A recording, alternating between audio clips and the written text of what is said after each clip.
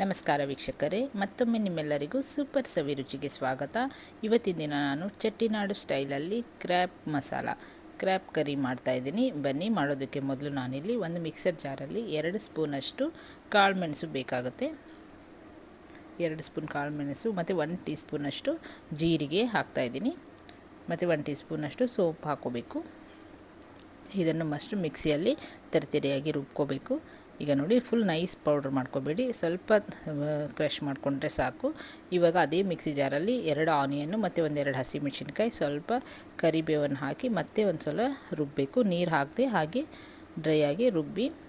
ಈಗ ನೋಡಿ, ಇಷ್ಟು ತರಿತರಿಯಾಗಿ ಫುಲ್ ನೈಸ್ ಪೇಸ್ಟ್ ಮಾಡಬೇಡಿ, ಇಷ್ಟಾದರೆ ಸಾಕು. ಈ ಮಸಾಲನ ಫಸ್ಟು ಪ್ರಿಪೇರ್ ಮಾಡಿ ರೆಡಿ ಮಾಡ್ಕೊಂಡು ಇಟ್ಕೋಬೇಕು. ಇವಾಗ ಇದನ್ನು ಒಂದು ಬೌಲಲ್ಲಿ ತೆಗೆದಿತ್ತಾ ಇದ್ದೀನಿ. ಮತ್ತು ನಾವು ಮಿಕ್ಸಿಯಲ್ಲಿ ತೆಂಗಿನಕಾಯಿ ಕೂಡ ರುಬ್ಬಿ ಇಟ್ಕೋಬೇಕಾಗುತ್ತೆ. ಫಸ್ಟ್ ಮಸಾಲಾನ ಈ ರೀತಿ ಪ್ರಿಪೇರ್ ಮಾಡಿ ರೆಡಿ ಮಾಡಿಟ್ಟರೆ ಕ್ರಾಬ್ ಮಾಡೋದಕ್ಕೆ ತುಂಬ ಈಸಿ. ನೋಡಿ, ಇದನ್ನು ನಾನು ಒಂದು ಬೌಲಲ್ಲಿ ತೆಗೆದಿಟ್ಟು ಈಗ ಅದೇ ಮಿಕ್ಸಿ ಜಾರಲ್ಲಿ 1 ಕಪ್ಪಷ್ಟು ತೆಂಗಿನಕಾಯಿ ತುರಿ ಹಾಕ್ತಾಯಿದ್ದೀನಿ. ಮತ್ತು ಒಂದು 4 ಕ್ಯಾಶು ಹಾಕ್ಕೋಬೇಕು, ಸ್ವಲ್ಪ ತಿಕ್ನೆಸ್ ಕೊಡುತ್ತೆ.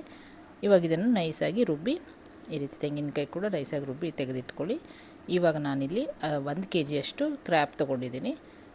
ಇದು ನೋಡಿ, 1 kg ಕ್ರ್ಯಾಬು ನಾನು ಅರಿಶಿಣ ಸ್ವಲ್ಪ ಉಪ್ಪು ಹಾಕಿ ನೀಟಾಗಿ ವಾಶ್ ಮಾಡಿ 2-3 ಸಲ ವಾಶ್ ಮಾಡಿ ಇಟ್ಕೊಂಡಿದ್ದೀನಿ.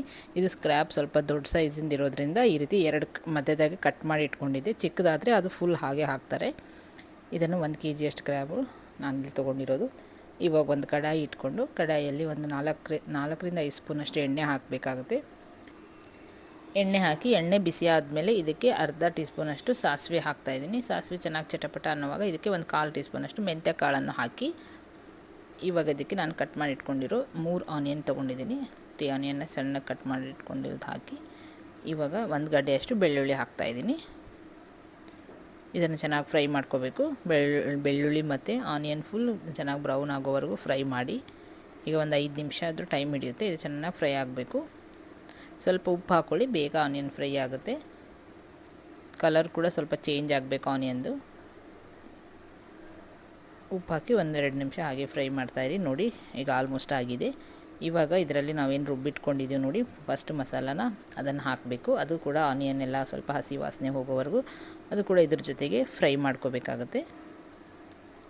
ಆನಿಯನ್, ಮೆಣಸು, ಜೀರಿಗೆ ಹಾಕಿ ನಾವೇನು ರುಬ್ಕೊಂಡಿದ್ದೀವಿ ನೋಡಿ ಆ ಮಸಾಲಾನ ಹಾಕಿ ಅದು ಕೂಡ ಫ್ರೈ ಮಾಡಿ.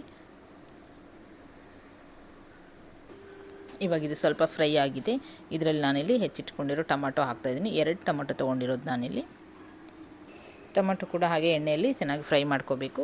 ಈ ಟೊಮಟೊ ಮಿಕ್ಸಿಯಲ್ಲಿ ಹಾಕಿ ಗ್ರೈಂಡ್ ಮಾಡ್ಕೊಂಡು ಪ್ಯೂರಿ ಕೂಡ ಹಾಕೋಬೋದು, ಆದರೆ ಅದು ಅಷ್ಟು ಟೇಸ್ಟ್ ಚೆನ್ನಾಗಿರಲ್ಲ. ಈ ರೀತಿ ಕಟ್ ಮಾಡಿ ಹಾಕ್ಕೊಂಡ್ರೆ ಟೊಮಟೊ ಟೇಸ್ಟ್ ಚೆನ್ನಾಗಿರುತ್ತೆ. ಇವಾಗ ಇದನ್ನು 1-2-3 ನಿಮಿಷ ಹಾಗೆ ಫ್ರೈ ಮಾಡ್ತಾಯಿರಿ. ಟೊಮಟೊ ಫುಲ್ ಮ್ಯಾಶ್ ಆಗಬೇಕು, ಮೆತ್ತಗಾಗಬೇಕು. ಇವಾಗ ಇದರಲ್ಲಿ ಸ್ಪೈಸಸ್ನ ಆ್ಯಡ್ ಮಾಡೋಣ. ನೋಡಿ, ಇದಕ್ಕೆ ಅರ್ಧ ಟೀ ಸ್ಪೂನಷ್ಟು ಅರಿಶಿಣ ಹಾಕ್ತಾಯಿದ್ದೀನಿ. 1 ಟೀ ಸ್ಪೂನ್ ನಾನಲ್ಲಿ ಚಿಲ್ಲಿ ಪೌಡ್ರ್ ಹಾಕ್ತಾಯಿದ್ದೀನಿ. ಖಾರ ಆಲ್ರೆಡಿ ನಾವು ಮೆಣಸೆಲ್ಲ ಹಾಕೋದ್ರಿಂದ ಹಸಿಮೆಣಸಿನ್ಕಾಯಿ ಹಾಕಿದ್ದೀವಿ, ಅದಕ್ಕೆ ಖಾರ ಸ್ವಲ್ಪ ನೋಡ್ಕೊಂಡು ಹಾಕಿ.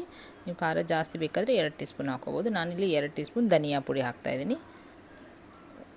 ಧನಿಯಾ ಪುಡಿ, ಅರಿಶಿಣ, ಚಿಲ್ಲಿ ಪೌಡ್ರ್ ಹಾಕಿ ಚೆನ್ನಾಗಿ ಅದನ್ನು ಮಿಕ್ಸ್ ಮಾಡಿ.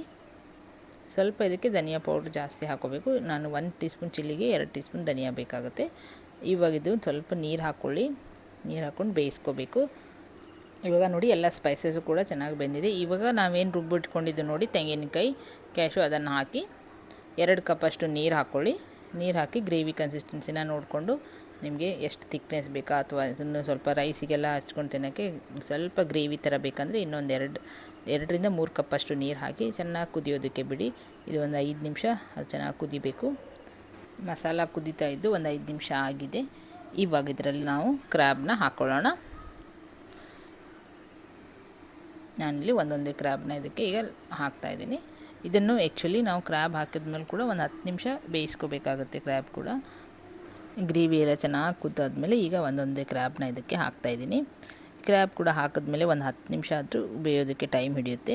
ಇದು ಆ್ಯಕ್ಚುಲಿ ದೊಡ್ಡ ಸೈಜಿನ ಕ್ರ್ಯಾಬ್ ಇರೋದ್ರಿಂದ ಸ್ವಲ್ಪ ಟೈಮ್ ತಗೊಳ್ಳುತ್ತೆ. ಇದರಲ್ಲಿ ಚಿಕ್ಕ ಚಿಕ್ಕ ಕ್ರ್ಯಾಬ್ ಇದ್ದರೆ ಬೇಗ ಆಗುತ್ತೆ. ಇದನ್ನು ಒಂದು 10-15 ನಿಮಿಷ ಲಿಡ್ ಕ್ಲೋಸ್ ಮಾಡಿ ಬೇಯೋದಕ್ಕೆ ಬಿಡಿ.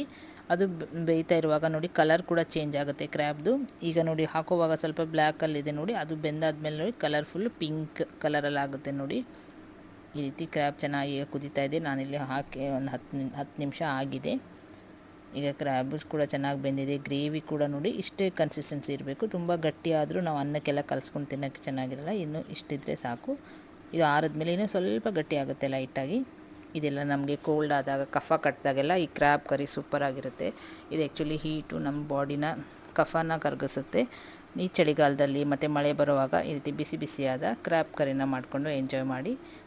ನೋಡಿದ್ರಲ್ಲ ಫ್ರೆಂಡ್ಸ್, ಈ ನನ್ನ ಕ್ರ್ಯಾಬ್ ಕರಿ ರೆಸಿಪಿ ನಿಮಗೆ ಇಷ್ಟ ಆಯಿತಂದರೆ ಲೈಕ್ ಮಾಡಿ, ಹಾಗೆ ನಿಮ್ಮ ಫ್ಯಾಮಿಲಿ ಫ್ರೆಂಡ್ ಜೊತೆ ರೆಸಿಪಿನ ಶೇರ್ ಮಾಡಿ. ಹೀಗೆ ಸಪೋರ್ಟ್ ಮಾಡ್ತಾಯಿರಿ. ಧನ್ಯವಾದಗಳು.